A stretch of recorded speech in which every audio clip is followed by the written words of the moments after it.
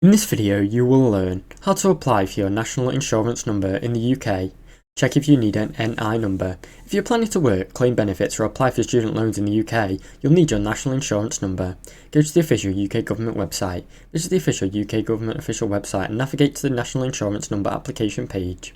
Start your application online, click apply for a national insurance number, then begin filling out the online form with your personal details. Provide required documentation, upload or provide details from documents and prove your identity, right to work in the UK, such as passport or biometric residence permit. Submit your application, review your details carefully and start by submitting your application to ensure accuracy. Wait for your NI number confirmation. After submitting, you will receive your confirmation from HMRC.